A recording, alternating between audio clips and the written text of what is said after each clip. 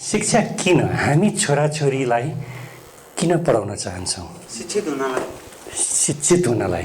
केलाई शिक्षित भन्ने? गलत र सही छुटाउन सकिने नै शिक्षित। एकदमै महत्त्वपूर्ण पोइन्ट आयो।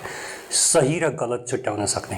प्रत्येक चरणमा यो डिसिजन प्रत्येक व्यक्तिले गर्नुपर्ने हुन्छ। जे गर्दा पनि कुन गलत कुन सही। जीवन जिउने क्रममा त धेरै कुरा गर्नुपर्छ नि त पछि। पढाइसँग रोजगारको कुरादेखि लिएर फ्यामिली समाज धेरै कुरा, त्यसको लागि चाहिँ सक्षम हुन, जीवनको सहजताको लागि, जीवनको सहजताको लागि, सक्षमताको लागि, सभ्य र समाजप्रति जिम्मेवार नागरिक बनाउन, सम्पूर्ण समस्याको उपचार र विकासको आधार हो शिक्षा। त्यसैको लागि एलिजाबेथ वारेन उहाँले भन्नुभएको छ, a good education is a foundation for a better future. हामी यसमा दुईमत छौँ जस्तो मलाई लाग्दैन। बालबालिकालाई शिक्षा किन भन्दाखेरि आफ्ना चाहनाहरू पुरा गर्नको लागि। प्राय अभिभावकहरूका चाहना चाहिँ यी हुँदो रहेछन् कि आर्थिक सुनिश्चितता, आर्थिक रूपले ऊ सुनिश्चित आफ्नो उसको भविष्य सुनिश्चित गरोस्, अर्थात् भोलि आफ्नो खुट्टामा आफै बाँच्न सकोस्, आफैले कमाएर आफू र आफ्नो परिवारलाई बचाउन सकोस्। दोस्रो स्वस्थ जीवन। अब स्वास्थ्य भनेर फेरि विभिन्न किसिमका स्वास्थ्यताका हामी कुरा गर्छौँ होइन, मानसिकदेखि लिएर सामाजिकसम्म पुग्छ है, शारीरिक मानसिक र सामाजिक। सामाजिक स्वास्थ्य भनेको फेरि धेरै ठुलो कुरो उठ्छ। र अर्को कुरो रह्यो सामाजिक पहिचान। हाम्रा छोराछोरीहरू पढिसकेपछि कमसे कम अब भए त सबैभन्दा राम्रो विश्वमै चिनियोस्, विश्वमै पहिचान होस्। त्यो भएन राष्ट्रमा पहिचान होस्, त्यो पनि हुन सकेन आफ्नो क्षेत्रमा पहिचान होस्, नभए पनि आफ्नो घर परिवेशमा चाहिँ पहिचान होस्। त्यो पहिचान चाहिँ सबैभन्दा महत्त्वपूर्ण हुँदो रहेछ। सुरुमा हामी सबैलाई त्यो स्ट्रगलको फेज रहन्छ, आर्थिक सुनिश्चितता हामी खोज्छौँ होइन, अनि अलिकति आर्थिक रूपमा हामी सम्पन्न हुँदै गइसकेपछि अथवा सुनिश्चित हुँदै गइसकेपछि अन्तिममा जब मेरो उमेर पुग्छ नि, त्यो उमेरतिर पुगिसकेपछि चाहिँ हामी यो खोज्दो रहेछौँ कि सामाजिक पहिचान। म को हुँ त, मैले के गरेँ त, म अब यो संसार छोड्ने बेलामा मैले के दिएँ त, यो एकदमै महत्त्वपूर्ण हुने रहेछ। यी सबै कुराहरूलाई सुनिश्चित गर्नको लागि शिक्षा आवश्यक छ। कस्तो शिक्षा? यो एकदमै अहिले तर्क वितर्क भइरहेकै हो। परिवेश अनुसार फेरि पनि यो परिवर्तन भइरहन्छ, तर अहिलेको परिवेशमा संसारभरि खोजिने शिक्षा भनेको त्यस्तो शिक्षा जसले प्रश्न र तर्क गर्न प्रोत्साहन गर्छ। यही कुरोमा नेपाली शिक्षा चाहिँ एकदमै कमजोरी छ है। अहिले अलिकति सबल हुँदै आइरहेको छ, तर पहिला पहिला ज्ञान एकदमै दिन्थ्यो, केही सिप पनि दिन्थ्यो, तर सधैँ भनिन्थ्यो गुरुलाई प्रश्न नगर, तर्क नगर। बाबुआमाले पनि त्यही भन्ने हो। छोराछोरीहरू एकदम उत्सुक हुन्छन्, विभिन्न प्रश्न सोध्छन्, कति सोधेको जवाफ दिन नचाहे। अनि जुन बच्चाले चाहिँ प्रश्न सोध्दैन, भनेको बहु मान्छ, कुनै तर्क गर्दैन र कण्ठस्थ भन्न सक्छ, त्यो बच्चा चाहिँ सबैभन्दा ज्ञानी, सबैको प्यारो प्रिय पात्र, एकलव्य टाइपको है। अहिलेको जमानामा त्यो काम लाग्दैन। अहिले के हुनु पर्यो त, तर्क गर्ने हुनु पर्यो, हरेक कुरोमा तर्क खोज्ने हुनु पर्यो, हरेक कुरोमा प्रश्न गर्ने हुनु पर्यो। भर्खरै कतिजना त तपाईँहरू अब नन्द छोराछोरीहरू अब हुर्काउने त्यो जिम्मेवारीतिर प्रवेश गर्दै हुनुहुन्छ, कतिजना पार गरिसक्नु भयो होला होइन। जो त्यो उमेरमा जाँदै हुनुहुन्छ नि, एउटा मेरो अनुरोध चाहिँ के भने छोराछोरीलाई प्रश्न गर्न सिकाउनुहोस्, जति सोध्छन् सोध्न दिनुहोस्, किनभने 4-5 वर्षपछि फेरि उनीहरू प्रश्न सोध्न छोड्छन्, तपाईँले चाहेर पनि सोध्दैनन्। 17-18 वर्षको उमेर पुगेपछि त तपाईँले सोधेको प्रश्नको पनि जवाब दिँदैनन्। त्यसकारण सानो हुँदाखेरि नै तपाईँले त्यो रमाइलो गर्नुहोस् र जवाब दिँदाखेरि कहिले पनि त्यो बनावटी जवाफ नदिनुहोस्। मेरोमा एकजना अमेरिकन भलन्टियर बस्नुभएको थियो केही वर्ष अगाडि, MIT को ग्रेजुएट भयो, डबल मेजर गर्नुभएको, एकदमै इन्टेलिजेन्ट मान्छे। मेरो छोराछोरीहरू सानै थियो त्यति बेला, अनि उनीहरूले साइन्सका प्रश्नहरू सोध्ने, अरू प्रश्नहरू उसलाई सोध्ने, र उनले जवाफ दिँदाखेरि एकदमै त्यो हाई लेभलको कुराहरू नि जे हो त्यही बताइदिने। मेरो बच्चाहरूले केही पनि बुझ्दैन थियो त्यो। मैले सोधेको थिएँ उहाँलाई, बच्चाहरूले त यो बुझ्दैनन्, किन त्यो लेभलमा डेप्थमा गएर बताइराखेको भन्दा उहाँले भन्नुहुन्थ्यो बुझ्नु नबुझ्नु उसको कर्तव्य हो, तर हामीले झुट बोल्नु हुँदैन, जे हो बताइदिने, जति उसको लेभलले बुझ्छ बुझ्छ, बिस्तारै त्यो बिल्डअप गर्दै जान्छ भन्नुहुन्थ्यो। त्यसैले मलाई त्यो एकदम चित्त बुझेको छ र म नि तपाईँहरूलाई भन्न चाहन्छु कि जे प्रश्न आउँछ त्यसको जे जवाफ हो त्यही जवाफ दिनुहोस्, उसले बुझोस् नबुझोस् त्यसलाई सरोकार्य नगर्नुहोस्। हाम्रो नेपाली समाजमा चाहिँ बाबु तिमी अहिले बुझ्दैनौ, नानी यो पछि सोध्ने, अहिले बुझ्दैनौ, अथवा हामी घुमाएर बनावटी जवाफहरू दिन्छौँ, त्यो चाहिँ नगरौँ। प्रयोगात्मक सिकाइ यो हामी सबैलाई थाहा छ, यसमा पनि हामी अलिकति कमजोर छौँ, सैद्धान्तिकमा हामी एकदमै राम्रो छौँ।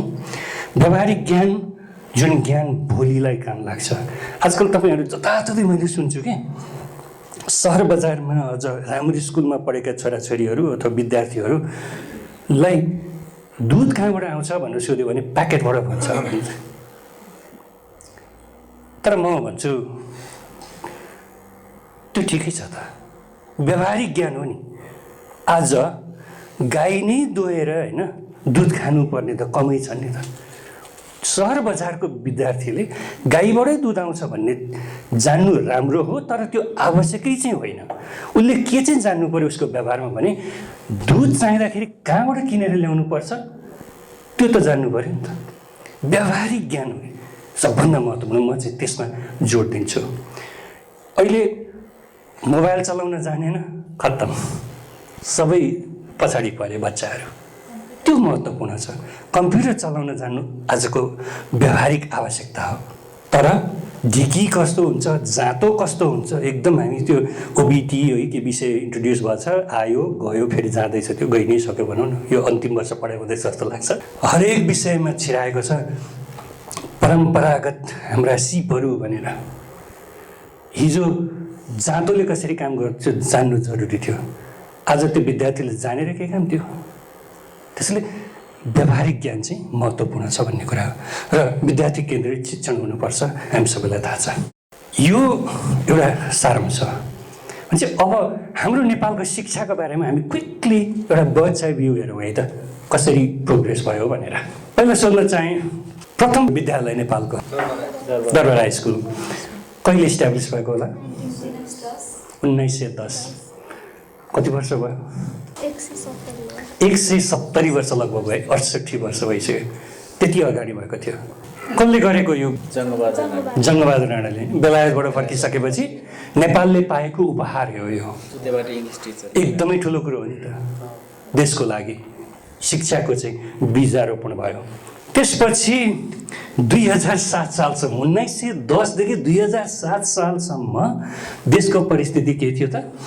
स्कुलहरू त खुलेका थिए, तर जम्मा 321वटा प्रावि थिए, 11वटा मावि र 2वटा उच्च शिक्षा संस्थाहरू थिए। यत्रो 200 वर्षमा हेर्नुहोस् न, प्रगति त्यति न्यून रह्यो। देशको साक्षरता केवल 2% थियो। तर 7 सालको प्रजातन्त्रपछि एउटा शिक्षा क्षेत्रमा चाहिँ बुमिङै भयो। म मेरो घरको नजिकैको स्कुल, प्राइभेट स्कुल 2009 सालमा स्थापना भएको मलाई अझै याद छ। त्यो तिनीहरूको शिलामा देखिरहेको थिएँ। मैले पढेको मावि स्कुल 2008 सालमै भएको। त्यो ठाउँ ठाउँमा गाउँ गाउँमा पनि स्कुलहरू चाहिँ धम्माधम खुले र 2028 सालसम्म आइपुग्दाखेरि प्रशस्त स्कुलहरू खुलिसकेका थिए र देशमा सबैभन्दा ठुलो आमूल परिवर्तन शिक्षामा आएको भनेको 2028 साल।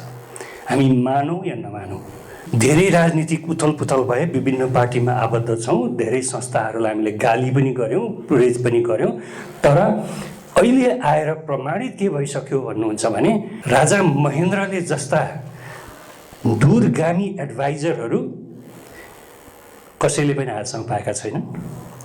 त्यति बेलाका जस्ता भिजनहरू आजसम्म कसैले ल्याउन सकेका छैनन् र शिक्षामा पनि 2028 सालमा जुन एउटा नयाँ भिजन ल्याइयो नि, आजसम्म पनि हामी त्यत्रो आन्दोलन गरेर नयाँ संविधान लेख्दाखेरि पनि शिक्षा ऐन 2028 भनिँदैछ। परिवर्तन भएको छ, तर आज पनि हामीले चलाइरहेको शिक्षा ऐन 2028 हो। भनेपछि यत्रो वर्ष टिक्ने कस्तो शिक्षा ऐन बन्यो होला त्यो सोच्नुहोस् न। आजसम्म पनि परिवर्तन गर्न सकेनन् र त्यो शिक्षा ऐन चाहिँ ओरेगन विश्वविद्यालयका प्राध्यापक डाक्टर ह्यू वुडले गाइड गर्नुभएको थियो। 2041 सालमा अर्को परिवर्तन भयो, शिक्षालाई प्राइभेटाइजेसनको चाहिँ अनुमति दिइयो। त्यो दिइसकेपछि त च्याउ जस्तो जताततै स्कुलहरू उम्रिए। सकारात्मक नकारात्मक अब त्यसलाई कसरी भन्ने फेरि त्यो पनि हामीमै भर पर्ने कुरा हो, तर एकदमै परिवर्तनहरू आयो। गाउँ टोल जताततै स्कुलहरू बने र आज आएर यो 2076 सालको तथ्याङ्क अनुसार देशमा करिब 46,000 विद्यालयहरू छन्। 46,000। यसमा सरकारी 34,797 76 सालमा। यो 2 वर्षमा मलाई जहाँसम्म लाग्छ यो सङ्ख्या त्यति धेरै परिवर्तन भएको छैन, बरु यसमा अलिकति घटेको हुनसक्छ। अहिले मर्जको चाहिँ एकदम लहर चलेको छ र त्यो एकदमै सही कदम हो। प्राइभेट 10,186, तर त्यो 10,186मा पनि मलाई जहाँसम्म लाग्छ धेरै घटेका छन्। प्राइभेटहरू पनि मर्ज भइरहेछ, त्यसले यो सङ्ख्या घट्दो छ। र यसको राम्रो पक्ष भनेको जुन हामी विज्ञानमा पढ्थ्यौँ नि, हामीले नबुझिकन डार्विनका सिद्धान्त भन्थ्यौँ नि, सर्भाइभल अफ द फिटेस्ट भन्ने कुरो यसमा पनि लागु हुन्छ। त्यसैले हामीले विभिन्न आन्दोलनहरू गऱ्यौँ परिवर्तनको लागि, तर खुल्ला प्रतिस्पर्धा छोडिदिइसकेपछि एउटा समय आउँछ जति बेला हामी चाहिँ एकदमै फ्रस्ट्रेट हुन्छौँ। हेर्नुहोस्, यो पनि भएन, त्यो पनि भएन, त्यो पनि भएन। तर त्यो फ्रस्ट्रेसन पछि चाहिँ एउटा चरण आउँछ फेरि सर्भाइभल अफ द फिटेस्ट। जो राम्रो छ त्यो मात्र बाँच्छ, जो सक्षम छ त्यो मात्र बाँच्छ, अरू आफै हराएर जान्छन्, कसैले हराउनै पर्दैन। त्यसकारण सरकारले विभिन्न नीतिहरू बेला बेलामा ल्याइरहेको हुन्छ कि यसलाई यसरी चाहिँ नियन्त्रण गर्ने, त्यसलाई त्यसरी नियन्त्रण गर्ने, यसको फिस यति हुनुपर्छ, उसको त्यो हुनुपर्छ। खुला छोडिदिनुहोस्, बजारले आफै निर्धारण गर्छ। एकदमै त्यो चाहिँ प्रश्न मैले देखेको। केही तथ्याङ्कहरू तल छन्। विभिन्न प्रकारका स्कुलहरू अहिले पनि छन्, 2 किसिमका भए, एउटा सरकारी स्कुल, अर्को प्राइभेट स्कुल। त्यसदेखि बाहेकका फरक विशिष्ट किसिमका स्कुलहरू पनि छन्। सबभन्दा सुरुको टेक्निकल र भोकेसनल स्कुल, अरू छन् 3वटा चाहिँ धार्मिक विद्यालयहरू है, मदरसा, त्यस्तै गोम्पा भइहाल्यो, र अर्को चाहिँ गुरुकुल। यिनीहरू पनि करिब 1000को सङ्ख्यामा छन् देशमा, निकै नै छन् र चलिरहेकै छन्। र त्यहाँदेखि माथि उच्च शिक्षा, तपाईँहरूलाई थाहा छ कतिवटा छन् विश्वविद्यालय हामी कहाँ अहिले? 9वटा 10वटा, अझै मिलेन 11वटा। Thank you. राइट, भन्नुभयो है। त्रिभुवन विश्वविद्यालय 1161वटा आङ्गिक कलेज सहित चलिरहेको छ। संसारको सबैभन्दा धेरै विद्यार्थी भएको युनिभर्सिटीमा गनिँदो रहेछ यो है। त्यस्तै गरी अब अरू ओपन युनिभर्सिटीहरू छन्, विभिन्न आइ नै हाले। बजेटको कुरा गर्दाखेरि अहिले विगत 10 वर्षको बजेट देख्नुहुन्छ, 16 खर्ब 40 अर्ब, धेरै नै हो पैसा त। तर पर्सेन्टेजलाई तपाईँले हेर्नुभयो भने नि के देख्नुहुन्छ त? पर्सेन्टेज घटिरहेको छ। यो चाहिँ दुःख लाग्दो कुरा। सङ्ख्या, त्यो नम्बर बढ्नुले कुनै अर्थ दिँदैन। हामी सबैलाई थाहा छ नि, 10 वर्ष अगाडि 10 रुपियाँको तरकारीले छाक टर्थ्यो भने अहिले 100 रुपियाँको तरकारी चाहिन्छ। त्यो अर्थ रहँदैन। तर त्यो पर्सेन्टेजले चाहिँ देखाउँछ कि सरकार कति गहन यसमा हुन्छ नि, त्यो कति सिरियस छ भन्ने कुरो। शिक्षालाई प्रायोरिटी कसरी दिइराखेको छ। थुप्रै देशहरू छन्, जस्तै सिङ्गापुर 40% अफ द बजेट उसले चाहिँ शिक्षामा खर्च गरेको थियो सुरुमा। त्यो आमूल परिवर्तन गर्ने भनेर जब देशलाई परिवर्तन गर्छु भनेर गरेँ, 40% अफ द बजेट एजुकेसनमा लागेको थियो। र धेरै देशहरू जो परिवर्तनको लहरमा छन्, अहिले रुवान्डा वर्ल्डको सबैभन्दा प्रोग्रेसिभ कन्ट्री भनेको रुवान्डाको बारेमा तपाईँहरूले सुन्नु पनि भएको होला। होटल रुवान्डा कसैले हेर्नुभएको छ? गुड, हेर्नु होला है, नेटमा पाइन्छ होटल रुवान्डा। आज रुवान्डा भनेको अफ्रिकाको one of the most developed nation, र हाम्रै धेरै सरकारी कर्मचारीहरू रुवान्डामा चाहिँ विकासको अध्ययन गर्नलाई अहिले धमाधम गइरहेछन्। भनेपछि त्यहाँ एजुकेसनमा अलमोस्ट 30% अफ द बजेट खर्च गरेको छ। त्यसले देखाउँछ एजुकेसनको भ्याल्यु के हो भन्ने कुरा। अहिले अब यो यत्रो धेरै बजेट कहाँ जान्छ त? धेरै त तलबमा जान्छ, त्यसपछि अर्को स्कलरसिपमा जान्छ। किताबहरू त सबैलाई फ्री नै दिइराखिएको छ प्राइमेरी लेभलसम्म, अनि छात्राहरूको लागि चाहिँ ड्रेसको कुराहरू छ, खाजाहरूको कुराहरू छ, यसमा पनि धेरै लगानी भइरहेको छ। किताब मात्र यति छापिन्छन् अरे वर्षमा। सबभन्दा रमाइलो कुरो त पोहोर साल नयाँ किताब दिइयो, यो वर्ष पनि नयाँ किताब दिनुपर्छ कि। दाजुले पढेको किताब बहिनीले पढ्नु हुँदैन। मलाई याद छ मेरो समयमा हामी नयाँ किताब किन्दैनौँ, किताब किन्नु पर्थ्यो, त्यस कारण नयाँ किन्दैन थियो। अर्को कसको छ उसको सेकेन्ड ह्यान्ड किन्ने हो, एकदम जिल्ला लाउनुपर्छ है भन्थे, सबैले जतन गरेर ताकि अर्को वर्ष बेच्न पाइयोस्। अब यो हरेक एङ्गलबाट हेर्नुहोस् त्यो कति राम्रो थियो। अब अहिले किताब पुगेन भनेर स्कुल सञ्चालन हुँदैन। जहाँ तहीँ बहसहरू सुन्नुहुन्छ नि, सरकारले किताब पुर्याउन सकेन समयमा, अब किताब नभई पढाइ हुँदैन भन्ने सोचाइ कस्तो होला। मास्टर के को लागि त? किताब राखिदिने अनि त्यो पढिदिने हो भने त जो मास्टर बनायो नि त भयो नि, के अर्थ भयो? साक्षरता दर अब लास्ट सेन्सस 2011मा भएको होइन, 68 सालमा। यो वर्ष अब हामी जनगणना फेरि सुरु भएको छ, त्यसैले यो 2011को तथ्याङ्क हो। तर अहिले पछिल्लो तथ्याङ्कले चाहिँ के देखाउँछ भने हामी साक्षरता दर चाहिँ 68% पुगेको छ भन्छ। लगभग 10 वर्षमा हामी 2%ले वृद्धि गरेछौँ, खासै प्रगति होइन। अब प्रोभिन्स वाइज हेर्नुहुन्छ भने सबैभन्दा शिक्षित बागमती प्रदेश, गण्डकी प्रदेश एकदमै छेउछाउमा छ। तर सबैभन्दा पिछडिएको, हामीले पत्याउनै नसक्ने भनेको चाहिँ 2 नम्बर प्रदेश चाहिँ सबैभन्दा साक्षरतामा कम। त्यहाँ विद्यालय छन्, सबै कुरो छ, एकदम पढे गुनेका छन् भन्ने लाग्छ। कर्णाली हुनुपर्ने, सुदूरपश्चिम हुनुपर्ने भन्ने हामीलाई लाग्छ क्या दिमागमा। तर कर्णाली र सुदूरप्रदेश एसडिआईमा पनि र साक्षरतामा पनि 2 नम्बरभन्दा धेरै माथि हुनुहुन्छ। अब अहिले के भइरहेको छ, नयाँ नीतिहरू होइन, यो नयाँ संविधान आइसकेपछि नयाँ संरचना अनुसार विद्यालय शिक्षा स्थानीय निकायको जिम्मा लगाइयो। 12 कक्षासम्म स्थानीय निकायलाई जिम्मा लगाइएको छ। विद्यालय शिक्षा पूर्ण निःशुल्क भनेर हाम्रो संविधानले भनेको छ। अब कतिको पूर्ण निःशुल्क भएको छ तपाईँ हामी सबैलाई थाहा छ है। त्यसपछि 12 वर्षे शिक्षालाई चाहिँ हामीले विद्यालय शिक्षा भन्यौँ। हिजो अस्ति पहिला कलेज भनिन्थ्यो 11 र 12लाई, त्यसपछि आएर उच्च शिक्षा भनियो, अहिले आएर चाहिँ अब यो सेकेन्डरी एजुकेसनमा मावि भनेपछि 12 कक्षासम्म पुगिसकेको छ। र सरकारले हर प्रयास गरिरहेको छ, यो एकदम सुधारात्मक कदम हो। अहिले 12 कक्षासम्म चाहिँ सम्पूर्ण रूपमा एउटा नर्मल स्कुलको रूपमा चल्नुपर्छ भन्ने सरकारको कदम मैले पनि एकदमै एप्रिसिएट गरेको छु त्यसलाई। 1 देखि 8 कक्षालाई हामी आधारभूत र 9, 12लाई चाहिँ हामीले माध्यमिक भनेर अगाडि बढेका छौँ।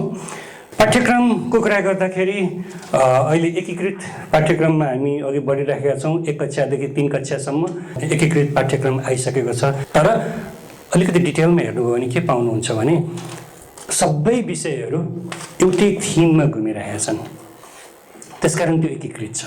जस्तै नेपाली, इङ्ग्लिस, म्याथ र सेरोफेरो सबैले सुरुमा पढाउने भनेको म र मेरो परिवार, आफूबाट सुरु गर्नुपर्छ भन्ने कन्सेप्ट लिएको छ। थिम त्यो हुनुपर्छ। जे उदाहरण दिने हो, अक्षर सिकाउँदा पनि मबाट सिकाऊ, सुरुमा गन्न सिकाउँदा पनि म एक्लो एकजना छु त्यहाँबाट सिकाऊ, इङ्ग्लिसमा त्यसैलाई ट्रान्सलेट गर। त्यो अप्रोचबाट चाहिँ अहिले किताबहरू लेखिएका छन्, तपाईँहरूले देखिसक्नु भएको छ होला।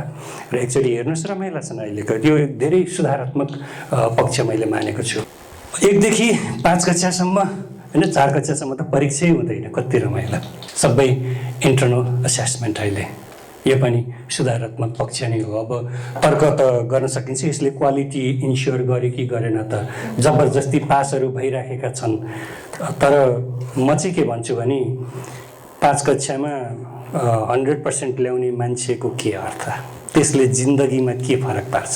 हेर्नुपर्ने कुरो के भन्दा करिकुलमले जुन भनेको छ नि, 5 कक्षामा पुग्दाखेरि विद्यार्थीले यो कुरा गर्न सक्ने हुनुपर्छ भनेर जो भनेको छ, त्यो कुरा गर्न सक्यो कि सकेन, टिचरले त्यति इन्स्योर गरिदियो भने पुग्छ। र अहिले क्यास भनेर जुन तपाईँहरूले सुन्नुभएको छ, कन्टिन्युअस एसेसमेन्ट, त्यसको मर्म त्यही हो। त्यसलाई 2 वर्ष अगाडि रिभ्यू गर्यो। त्यो रिभ्यू गर्ने क्रममा सुरुमा त्यसको रिसर्च टिममा म पनि थिएँ। 7-8वटा जिल्ला घुमेर अनि हामीले दिएको सुझाव अनुसारै अहिले क्यास अगाडि बढेको छ र त्यसमा एउटै मात्र थिम राखिएको छ, पहिलाको जस्तो कम्प्लेक्स छैन कि करिकुलमले भनेका ती लर्निङ आउटकम्स भन्छ यो गर्न सक्ने हुनुपर्छ भन्छ, त्यो गर्न सक्यो सकेन शिक्षकले त्यही हेर्ने हो, टिक लगाउने हो। एकदमै सिम्पल बनाएर अघि बढेको छ।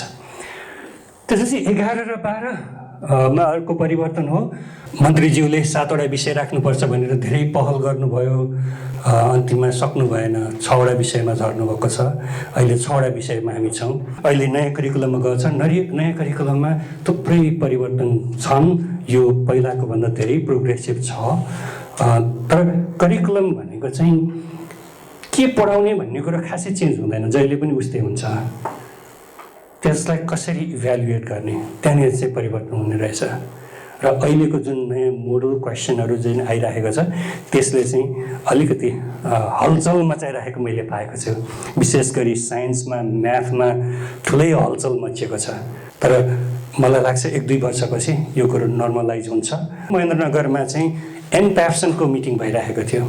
त्यो मिटिङमा भाषण के थियो भन्नुहुन्छ भने, साथीहरू हो अब तपाईँ हामी एकअर्कासँग चाहिँ कम्पिटिसन गर्ने होइन, अब भनेको हामीले ख्याल गर्नुपर्ने भनेको सरकारी स्कुल यति बलियो भएर आएको छ, शिक्षकहरू यस्ता राम्रो भएर आएका छन्, अब हामीलाई अपग्रेड गऱ्यौँ न र हाम्रो लगानी चाहिँ शिक्षामा लायौँ न भनेदेखि अब हाम्रो खैरात छैन। त्यहाँको चाहिँ ठुलै मान्छेले यो भाषण गर्नुभयो। त्यो सुन्दाखेरि म प्राइभेट स्कुलमा काम गर्ने भए तापनि मलाई गर्व लाग्यो। त्यही कुरो मैले यहाँ पनि सुने। मैले यसपटक मैले प्याप्सनको ठुलै मिटिङमा यही कुरो दोहोऱ्याएको सुने। भनेपछि प्राइभेट संस्थाहरू अहिले निकै डराइसकेका छन्, किनकि यो शिक्षा आयोगको जुन एउटा परिवर्तन आयो नि त्यसले निकै राम्रो हलचल ल्याएको छ। र अहिले पनि अब सबै विद्यालयहरू चाहिँ स्थानीय स्तरलाई दिए पनि केन्द्रीय सरकारले केही विद्यालयहरू अहिले पनि राखेको छ, केही महत्त्वपूर्ण विद्यालयहरू, र आशा छ केही भविष्यमा यस्ता विद्यालयहरू चाहिँ उसले अरू ठाउँहरूमा पनि रेप्लिकेट गर्नेछ। उदाहरणको लागि बुढाइकण्ठ स्कुल, गण्डकी बोर्डिङ, यिनीहरू अहिले केन्द्रीय सरकारको मातहतमै छन्। निजी लगानीका र सार्वजनिक लगानीका गरी 2 थरी विद्यालय हामी सबैलाई थाहा छँदैछ। तर अब निजी लगानीमा स्कुल खोल्न पाइँदैन। यो चाहिँ केही वर्ष अगाडि दिएको नीति हो। अब यसले के गर्यो, फेरि ठिक उल्टो काम भयो। चाहिँ हामी भन्ने डेमोक्रेसीमा जाने, डेमोक्रेसीमा अनि बन्देज लगाउने, यो कुरो कहिले पनि मिल्दैन। ओपन मार्केट हुनैपर्छ। यदि हामी WTO-मा साइन गरेको हो भने यस्तो नीति ल्याउन पाइँदैन, किनकि यो भनेको चाहिँ मोनोपोली हो। जो छन् उनीहरूले चाहिँ गरिरहन नपाउने रे, अरूले चाहिँ आउन नपाउने। यो चाहिँ एकदमै खराब नीति। अब अहिलेका छलफलका विषयहरू भनौँ न, विद्यालय शिक्षाको जिम्मा स्थानीय निकायलाई दिने निर्णय ठिक हो कि बेठिक हो, यो बहसको विषय छ। अब साँच्चै पाएको छ त स्थानीय निकायले 10 कक्षाको परीक्षा एनइबीले नै गर्नुपर्ने, राष्ट्रिय स्तरबाटै हुनुपर्ने, 12को परीक्षा राष्ट्रिय स्तरबाटै हुनुपर्ने, करिकुलम सानो ठिमीले नै बनाउँछ। सबै लोकल करिकुलम एउटा बनाउँदैछ स्थानीय स्तरले, त्यो पनि प्राय कुनै पनि स्थानीय स्तरले बनाउन नसकेर सबै सानो ठिमीबाट विज्ञहरू गरेर बनाइदिँदैछन्। आजकलका विद्यार्थीहरू पुरानो बुक पढ्न चाहँदैनन्, तर मैले चाहिँ आफ्नो दाइले लेखेको कपी धोएर सुकाएर अनि होमवर्क गर्ने गर्थेँ। त्यसरी मैले पढेँ। बोर्डिङ स्कुलमा पनि स्थानीय भाषामै पढाइन्छ, किताब मात्रै अङ्ग्रेजीमा हुन्छ, उहाँको ल्याङ्ग्वेज चाहिँ एकदमै सही कुरा। सो अभिभावकहरू एकदमै खर्चमा पर्ने र सरकारीमा नपठाउने। अर्को कुरा, यो अनुगमनमा जाँदाखेरि बालबालिकाहरूलाई सहभागिता नगराउने होइन। अनि कहिले पनि मैले त्यस्तो सोधेँ बालिकाहरूसँग कि तपाईँहरूसँग कोही यस्तो समितिहरूमा राखेर कसैले केही क्वेसन गर्नुहुन्छ, जिज्ञासा राख्नुहुन्छ, कहिले पनि छैन। सो माथि मात्रै। अनि सरकारी विद्यालयमा अहिले चाहिँ विपन्न तथा सीमान्तकृत समुदायको बालबालिकाहरू प्रथम आउने गरेका छन्। त्यसको कारण के हो भने सम्पन्न तथा अलि उच्च ओहदाका समुदायका विद्यार्थीहरू प्राइभेटमा जाने र लास्टमा बस्ने भनेको उहाँहरू हो। त्यसपछि त्यो हेर्दाखेरि किन यस्तो आयो भन्दाखेरि त अब किनकि उहाँहरू मात्रै बस्नुभयो कि त्यसमा बालिकाहरूलाई किन पढ्न पठाउनुहुन्न भन्दाखेरि त विद्यालय पठाउने बित्तिकै बालिकाहरू बिग्रिन्छ। त्यसकारण हामी शिक्षा दिन हामी पढ्न पठाउँदैनौँ। यदि तपाईँले ग्यारेन्टी लिनुहुन्छ भने हामी बालिकाहरूलाई विद्यालय पठाउनका लागि तयार छौँ भनेर अहिलेको अभिभावकमा तरास र एउटा यो जुन वास्तविक रूपमा त्यही छ। किनकि बालिकाहरू विद्यालयबाटै अपहरण पर्ने, बाटोबाटै अपहरण पर्ने, अनि त्यसपछि जुन किसिमको रवैया अहिले चलिराखेको छ समुदायमा, त्यस कारणले गर्दाखेरि पनि अभिभावकहरू अहिले हामी पढाउन चाहँदैनौँ। 2-4 क्लास जस्तो बढीमा 5 क्लाससम्म पढाउने, त्यसपछि त माया प्रेममा बस्छन्, हाम्रो इज्जत नाम सबै जान्छ भनेर सबभन्दा ठुलो चुनौतीले देखिराखेको छु म। हुन्छ, थ्याङ्क यू बहिनी। मेरो छोरी विराटनगरको एउटा सामुदायिक विद्यालयमा पढ्छिन्। त्यो कस्तो छ भन्दाखेरि त्यो सामुदायिक विद्यालयको क्रेज भनेको अहिले एकदमै प्रदेशकै एकदम राम्रो उत्कृष्ट सामुदायिक विद्यालय भनेर चिनिन्छ, पोखरिया स्कुल। अनि त्यहाँ अब समस्याको कुरा गर्दाखेरि त्यो स्कुलको स्ट्रक्चर सानो छ होइन। त्यसकै 1 किलोमिटरमा एउटा ठुलो स्कुल छ, जनता स्कुल छ। अब राजनीतिले असर पार्यो। जनता स्कुल काङ्ग्रेसको व्यवस्थापन समितिको भयो, उता एमालेको व्यवस्थापन समितिको भयो। त्यो दुईटा स्कुल 1 किलोमिटरको आसपासमा हुँदा त्यहाँ विद्यार्थी धेर छ, यता विद्यार्थी छैन, शिक्षकहरू धेर हुनुहुन्छ। अब त्यो स्कुलले यो स्कुललाई मर्ज गरेर एउटै बनाएर चलाउँदा हुन्थ्यो नि। अब त्यो त्यहाँनिर मेयर काङ्ग्रेसको हुनुहुन्छ, त्यहाँ द्वन्द्व भयो। अनि चरम राजनीतिको कारणले गर्दाखेरि शिक्षामा असर परेको छ। अनि त्यो विद्यालयमा मेरो छोरी पढ्छिन्। मेरो घर करिब विद्यालयबाट 4 किलोमिटर पर छ। अब स्कुलको बस नभएको कारणले गर्दा कि मैले छोरीलाई छुट्याएर अर्को नजिकैको निजी विद्यालयमा हाल्नुपर्ने अवस्था आएको छ, कि मैले मेरो घर जग्गा बेचेर यतै सर्नुपर्ने अवस्था आएको छ।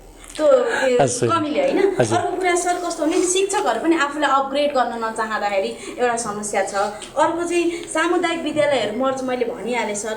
अनि यो निजी विद्यालय र सरकारी विद्यालयहरू चाहिँ कसको यो अन्डरमा रहने र स्पष्ट कानुन नभएको, कहिले कसले केले व्याख्या गरिदिने, कहिले केले व्याख्या गरिदिने गरेको कारणले गर्दाखेरि एकदमै अप्ठ्यारोमा परेको छ। पर्याप्त सामुदायिक विद्यालयमा पर्याप्त स्रोत साधन हुँदा पनि त्यसलाई मर्ज गरेर चलाउन नसक्दाखेरि चाहिँ यो चाहिँ ठुलो समस्या छ। गर्दा चाहिँ हुने रहेछ भन्ने उदाहरणहरू पनि छन्। यसलाई चाहिँ लिएर जान सकिन्छ। विद्यालय शिक्षाको सुधारको लागि तपाईहरु as an emerging youth leader तपाईहरुको भूमिका के हुन सक्छ एउटा मनन गरिदिनुस्।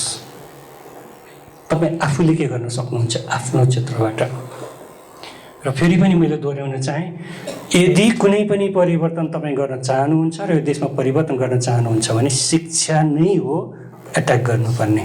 दोस्रो, अब तपाईँ यहाँबाट फर्किएर गएपछि स्थानीय स्तर वा राष्ट्रिय स्तरमा विद्यालय शिक्षा सुधारका लागि तपाईँ आफूले के गर्न सक्नुहुन्छ एउटा कुनै प्रतिबद्धता गर्नुहोस्।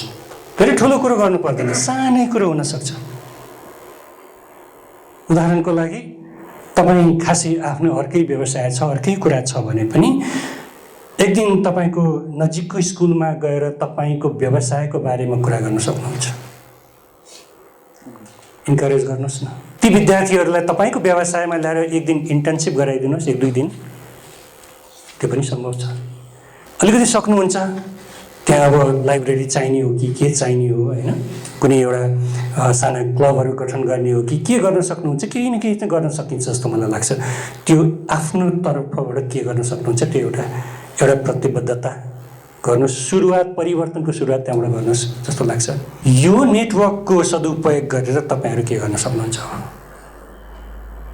उदाहरणको लागि एउटा हुनसक्छ, तपाईँहरू यति धेरै ठाउँबाट आउनुभएको छ, एउटा सल्लाह गर्नुहोस् देशमा शिक्षा क्षेत्रमा गर्नुपर्ने परिवर्तन के हुन् त मुख्य त्यो कुराहरू सङ्कलन गर्नुहोस्, तपाईँहरू सही गर्नुहोस्। आवश्यक पर्छ अरूको पनि सिग्नेचर बटुल्नुहोस् र एउटा शिक्षा मन्त्रीलाई एउटा चिठी ठेल्दिनुहोस् न, एउटा डेलिगेसन जानुहोस् न। त्यसमा यो चाहिँ नभन्नुहोस् शिक्षा मन्त्री अहिले मेरो पार्टीको हुनुहुन्न, त्यो नभन्नुहोस्। तपाईँ बिर्सिनुहोस् आफ्नो राजनीतिक आस्थालाई। यदि राजनीतिक आस्था फेरि पनि बोकेर जानुभयो भने तपाईँले पनि धोका दिनुभयो, जसमा परिवर्तन आउँदैन। तपाईँ जहाँ जे हुनुहुन्छ उहाँलाई गएर भन्नुहोस् हामी यति धेरै पार्टीका मान्छेहरू जम्मा भएर आएका छौँ, र हामी सबैको यो प्रतिबद्धता हो र हामी स्थानीय स्तरबाट आइरहेका छौँ, हामी युथ हौँ, हामी परिवर्तन गर्न चाहन्छौँ, यो हुनैपर्छ भनेर भन्नुभयो भने त्यस्तो धेरै ठुलो वेट बोक्छ। किनभने आफ्नो पार्टीको ल्याएर भनेको भन्दा पनि सबै पार्टीको मिलेर आएर भनेको छ भनेपछि त त्यसको त धेरै ठुलो अर्थ रहन्छ नि। अलिकति मिडियामा पनि दिनुहोस्, मलाई जहाँसम्म लाग्छ सन्तोष शाहज्यूहरूले यसमा सहयोग गर्नुहुनेछ। र त्यो मुभमेन्ट सानो हो तर त्यसले ठुलो प्रभाव पार्न सक्छ।